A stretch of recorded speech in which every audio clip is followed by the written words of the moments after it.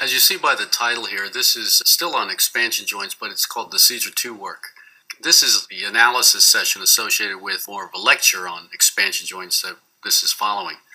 The models that are included with this bunch, there's going to be very little creation of models. You're mainly going to be running models that are available to you with this training series. One is the equivalent loop, where we compare an expansion joint to a same size loop that would generate about the same magnitude of load on a pump. We have a session with a job called layout that will determine where the joint might have to be specified in the model to reduce some load from thermal strain. We'll calculate the demand on an expansion joint. We'll talk about the difference between bending flexibility and bending stiffness. There was an issue with that. What's the value in the catalog? Is that the proper value for Caesar 2? And if you recall, in the lecture we talked about zero-length expansion joints, flexible length expansion joints, and modelers. Well, we're going to go through a model where we build each one of these. The program has an evaluation package for expansion joints. We'll run that. And finally, one little bit on the large rotation issue with Caesar 2, an example of how Caesar 2 works that. So by running these models, this will build up your understanding of the material that was developed for expansion joints. Now, the data that we're going to run is supplied to you. You will find in this series, this set of jobs that we're going to run. We're going to be using US units for this exercise. This has been collected over the years, and I didn't convert it over to metric units. This units file here called inch pounds force. Now, the configuration file is already in the folder, so wherever you place this set of files, it will have a configuration file to work with these US units and put it in a separate location so that it doesn't affect the other models that you run. So it's up to you how you organize it. Before you start this session, though, identify where these files are and have them available for you for this session. The first job we're going to analyze is called equivalent loop.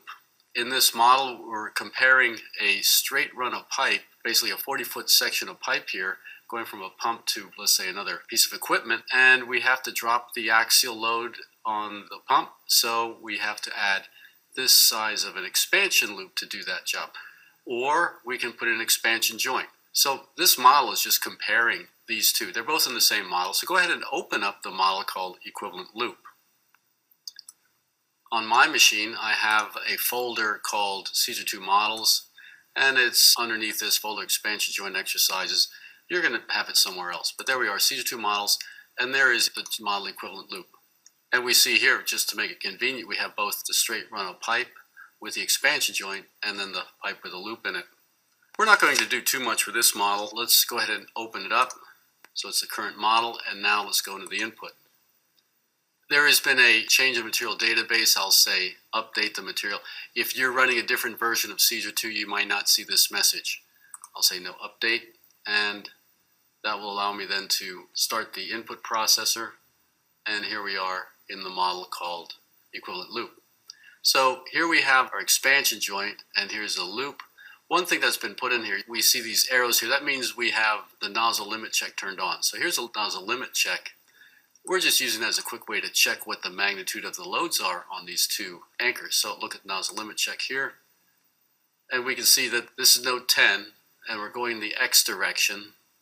So the A axis is the pipe, so that's X. That's some arbitrary load, 1,500 pounds load available in that direction.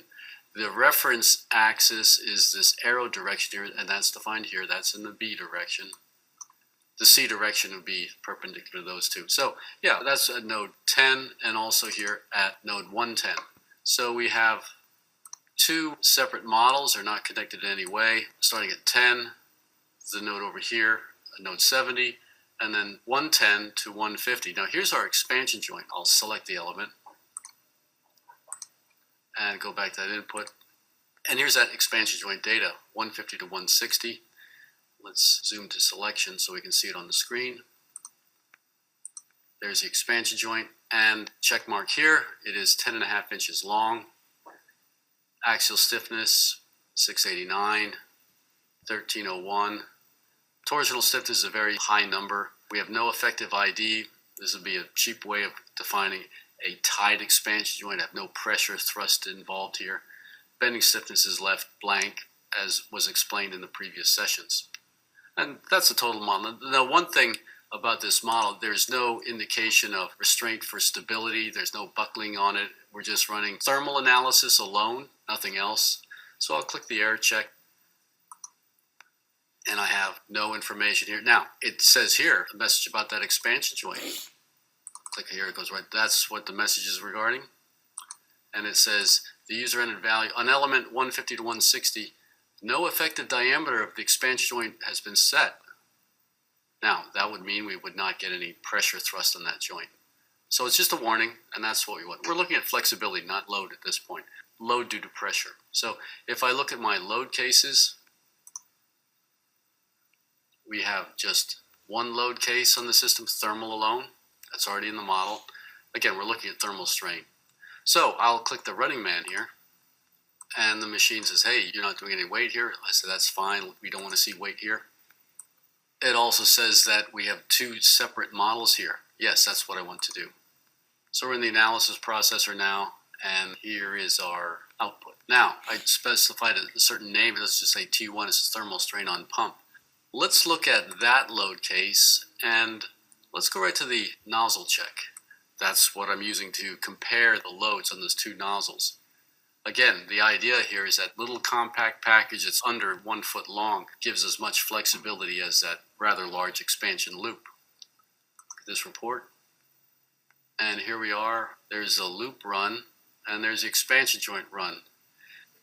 Now what we show here are the limits that were defined in the input for the A axis, B axis, and C axis, and they're identical for the two runs. And then also the bending moment. So we see that we're using about 76%, that's the axial term, using the loop, and we're about 86% for the expansion joint, quite similar. In terms of the bending moment, we have no bending moment at all on the expansion joint because it's all straight run, but we do develop a bending moment from the expansion loop. So in this sense, you could say that the expansion joint could be a much better solution because it doesn't provide you any additional bending moment on the system. But that's all we wanted to do here. We just wanted to show that, yes, the size is interesting, how big this loop must be in order to match the flexibility of the joint. I'll just look down from the top here. This is about 15 feet of pipe. So we add an extra 30 feet of pipe to match that expansion joint. If you recall the discussion earlier, while the expansion joint might be more expensive, we have 4 elbows, extra 30 feet of pipe, and also there's a little more pressure drop in this line with that longer run. So over time, this might end up being less expensive. The expansion joint might be cheaper because of cheaper pumping costs. So there you have it. That's the first model. And we'll pick up our next session with the next model called layout.